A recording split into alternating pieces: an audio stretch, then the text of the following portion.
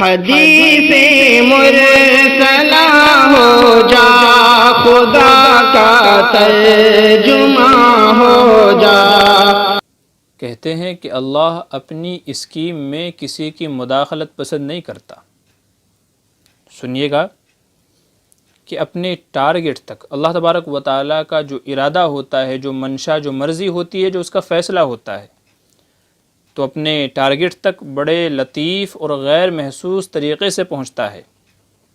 یوسف کو بادشاہی کا خواب دکھایا، باپ کو بھی پتہ چل گیا، ایک موجودہ نبی ہے تو ایک مستقبل کا نبی ہے، مگر دونوں کو ہوا نہیں لگنے دی کہ یہ کیسے ہوگا۔ خواب خوشی کا تھا مگر چکی غم کی چلی۔ یوسف 2 کلومیٹر دور کنویں میں پڑا ہے مگر خوشبو نہیں آنے دی۔ اگر خوشبو آ گئی تو باپ رہ نہیں سکے گا، جا کر نکلوا لے گا، جبکہ بادشاہی کے لیے سفر اسی کنویں سے شروع ہونا تھا۔ سمجھا بھی دوں گا تو اخلاقی طور پر بہت برا لگے گا کہ ایک باپ اپنے بیٹے کو بادشاہ بنانے کے لیے اسے کنویں میں ڈال کر درخت کے پیچھے سے جھانک جھانک کر کے دیکھ رہا ہے کہ قافلے والوں نے اٹھایا ہے کہ نہیں، لہٰذا سارا انتظام اپنے ہاتھ میں رکھا۔ بھائیوں کے دل میں جلن حسد پیدا کی، ان کو آمادہ کیا، کھیل کود کے بہانے لے کے گئے اور پھر لے جا کر کے کنویں میں ڈالا، اور باپ کو پتہ نہیں، اور اس کے پیچھے واقعہ گھڑا گیا کہ اس کو تو شیر کھا گیا تھا۔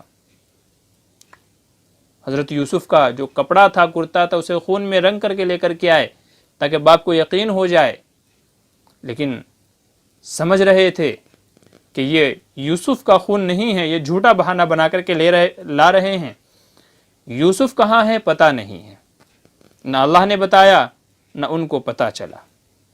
اگر یوسف کے بھائیوں کو پتہ ہوتا، آگے سنیے، کہ یوسف کے بھائیوں کو پتہ ہوتا کہ اس کنویں میں گرنا بادشاہ بننا ہے یوسف کا، تو وہ یوسف کی مخالفت کر کے اصل میں اسے بادشاہ بنانے میں اللہ کی طرف سے استعمال ہو رہے ہیں، تو وہ ایک دوسرے کی منتیں کرتے کہ مجھے دھوکہ دو۔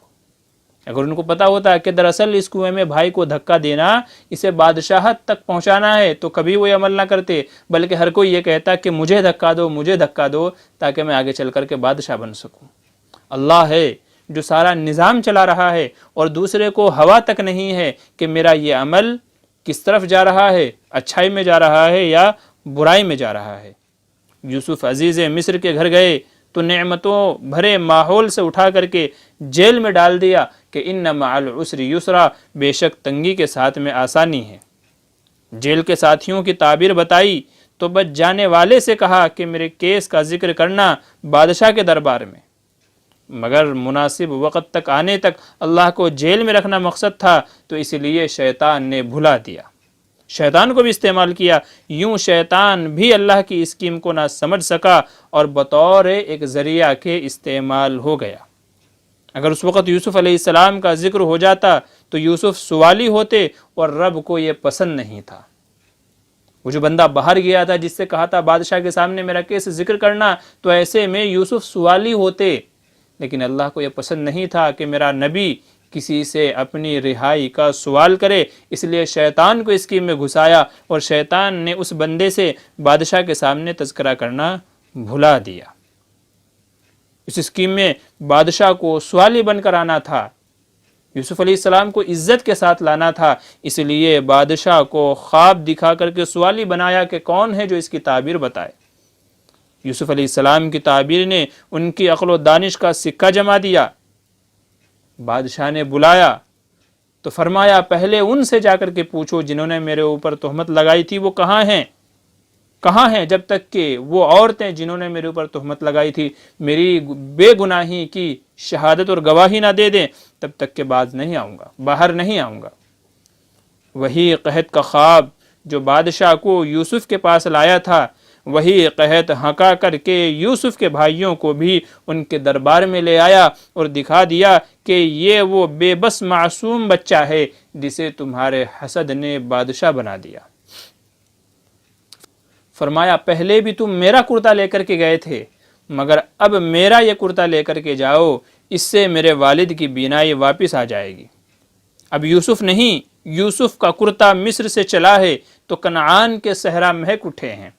2 کلومیٹر کی دوری پر یوسف بذات خود موجود ہیں کنویں کے اندر، مگر مہک نہیں آئی، اور یہاں مصر سے کرتا دیا ہے صرف حضرت یوسف علیہ السلام نے کہ لے جا کر کے میرے باپ کو دے دینا تو ان کی بینائی واپس لوٹ آئے گی۔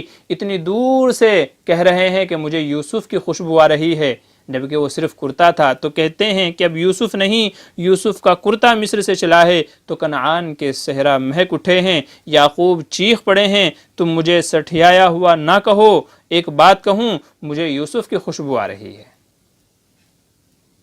واہ کیا کمال ہے، کیا تدبیریں ہیں اللہ کی۔ اس لیے کہتے ہیں یاد رکھیں آپ کے عزیزوں کی چالیں اور حسد شاید آپ کے بارے میں اللہ کی خیر کی اسکیم کو ہی کامیاب بنانے کی کوئی خدائی تدبیر ہو۔ انہیں کرنے دے جو وہ کر رہے ہیں، آپ اللہ سے اپنے لیے خیر مانگے۔